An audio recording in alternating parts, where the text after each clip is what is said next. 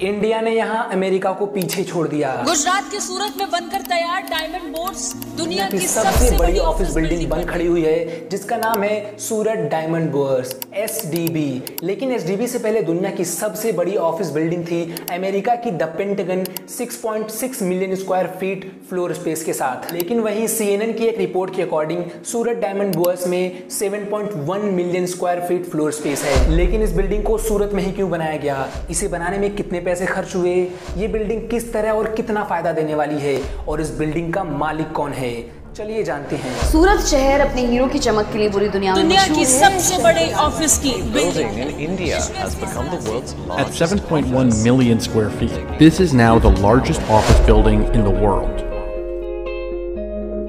सूरत diamond boards के बनने के पीछे सबसे बड़ा रीजन है इंडिया का वर्ल्ड डायमंड इंडस्ट्री पर डोमिनेशन, क्योंकि दुनिया के 90% से भी ज्यादा डायमंड्स इंडिया में कट और पॉलिश होते हैं, और इंडिया हर साल $20 बिलियन से भी ज्यादा के डायमंड्स को एक्सपोर्ट करता है। फिस्कल ईयर 2022 में इंडिया ने $24.24 बिलियन के डायमंड्स एक्सपोर्ट किए थे, और 2009 से 2022 तक इंडिया ने टोटल $300 बिलियन वर्थ के डायमंड एक्सपोर्ट किए हैं, जिसमें से 99% डायमंड्स सूरत में ही कट और पॉलिश करके प्रिपेयर किए गए हैं। लेकिन सूरत की इस डायमंड इंडस्ट्री की शुरुआत कैसे हुई और किस तरह सूरत की बिजनेस पर्सनालिटीज ने वर्ल्ड की डायमंड इंडस्ट्री पर अपना डोमिनेशन बनाया।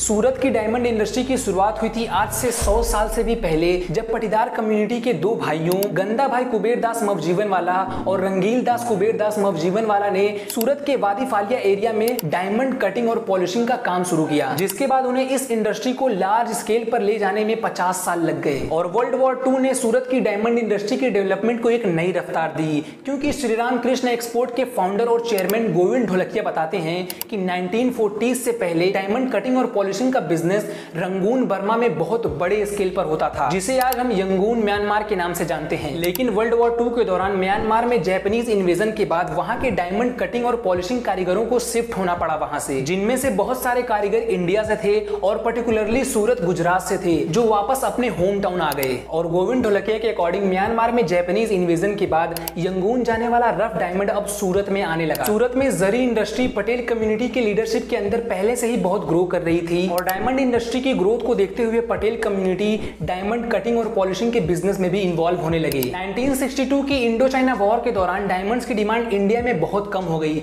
जिसके बाद सूरत के कारोबारियों ने इंटरनेशनल क्लाइंट्स की तरफ अपना झुकाव बढ़ाया, और मिड 60s में एक्सपोर्ट प्रमोशन काउंसिल बनाई गई, जिसके बाद इंडियन गवर्नमेंट ने रिप्लेनिशमेंट लाइसेंस पॉलिसी को इंट्रोड्यूस किया, जो इंडिया में हो रहे डायमंड से रिलेटेड काम के लिए एक गेम चेंजर साबित हुआ, और सूरत की डायमंड इंडस्ट्री को इंटरनेशनली लार्ज स्केल पर जाने में मदद की, जिसके बाद इस इंडस्ट्री की ग्रोथ कभी रुकी नहीं, और इसी इंडस्ट्री के दिग्गज बिजनेसमैन ने मिलकर बनाया है सूरत डायमंड बोर्ड्स। लेकिन SDB को बनाया क्यों गया है?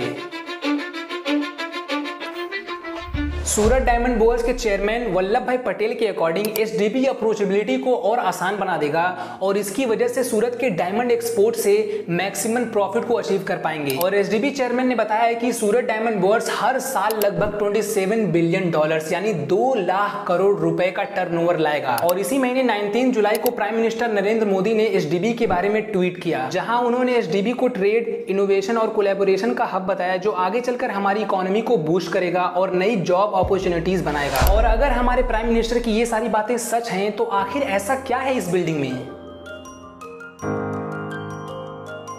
सूरत डायमंड बोर्ड्स दुनिया की सबसे बड़ी ऑफिस बिल्डिंग है, और इसीलिए इसमें 4200 ऑफिसेस हैं, 300 स्क्वायर फीट से लेकर 75,000 स्क्वायर फीट तक के। इस बिल्डिंग में कुल 9 टावर्स हैं, जिनमें से हर एक टावर में 15 फ्लोर्स होंगे, एक ग्राउंड फ्लोर के साथ। और इन टावर्स में डायमंड से रिलेटेड हर तरह की एक्टिविटीज और मशीन्स अवेलेबल होंगी, जैसे रफ डायमंड्स की sale, diamond manufacturing machineries, diamond certificate firms और लैब ग्रोन डायमंड्स। इसके अलावा SDB में 27 रिटेल आउटलेट्स भी खोले जाएंगे, जिनमें डायमंड ज्वेलरीज बेची जाएंगी for national and international buyers. और इस पूरी बिल्डिंग में 4000 प्लस CCTV कैमरास इंस्टॉल किए गए हैं। SDB मैनेजमेंट कमेटी के एक मेंबर ने बताया कि SDB में बायोमेट्रिक सिक्योरिटी सिस्टम होगा, जिससे यहाँ के एम्प्लॉय अपने हाथ के सिर्फ एक वेव से कॉम्प्लेक्स को एक्सेस कर पाएंगे। और बहुत सारे सोर्सेस ने यह बताया है कि मुंबई के काफी सारे डायमंड मर्चेंट्स ने, व्यापारियों ने SDB में अपने ऑफिसेस बुक कर लिए हैं। लेकिन यहाँ कुछ इश्यूज भी हैं, जिनका सामना मुंबई के व्यापारियों को करना पड़ सकता है, क्योंकि सूरत में में मुंबई की तरह कोई बिजी इंटरनेशनल एयरपोर्ट नहीं है। यहाँ सिर्फ एक इंटरनेशनल फ्लाइट है, सूरत टू शारजाह। पर इस प्रॉब्लम को सॉल्व भी किया जा सकता है आने वाले टाइम में डिमांड को देखते हुए। लेकिन सूरत के छोटे व्यापारियों और ट्रेडर्स जो मुंबई में अपने ऑफिसेस नहीं खोल सकते, उनको एसडीबी से फायदा जरूर होगा और वो सूरत में रहते हुए ही ऑल ओवर इंडिया और इंटरनेशनली भी ट्रेड कर पाएंगे। एसडीबी के जनरल कमेटी मेंबर दिनेश नवाडिया ने बताया है कि एसडीबी के सारे 4200 ऑफिसेस बिक चुके हैं, जिसके साथ एसडीबी 1 लाख से भी ज्यादा लोगों को डायरेक्ट एम्प्लॉयमेंट देगा। लेकिन एक सवाल अब भी रह जाता है कि इस बिल्डिंग का मालिक कौन है और कौन से लोग हैं इसकी गवर्निंग बॉडी में।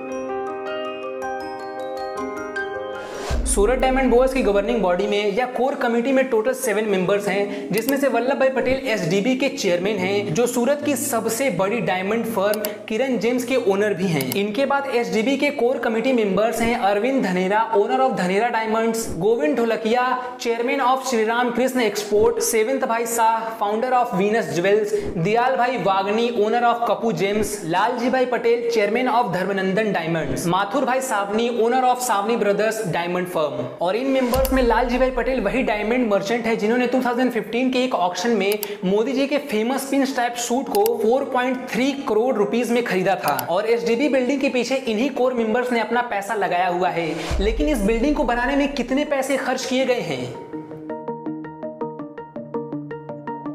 सोर्सेज की माने तो एसडीबी कमेटी ने स्टेट गवर्नमेंट से बिल्डिंग के लिए जमीन 627 करोड़ में खरीदी, जिसके बाद मोर्फोजेनेसिस नाम की एक इंडियन फर्म को एसडीबी को डिजाइन करने का कॉन्ट्रैक्ट मिला और एसडीबी का कंस्ट्रक्शन 2017 में शुरू हुआ और अगले 5 सालों में यह बिल्डिंग बनकर तैयार हो गई। एसडीबी को बनाने में टोटल 3200 करोड़ रुपए लगे। और अमेरिका की द पेंटागन बिल्डिंग को पीछे छोड़ दुनिया की सबसे बड़ी ऑफिस बिल्डिंग सूरत डायमंड बोर्स का इनॉग्रेशन 21 नवंबर को नरेंद्र मोदी करेंगे।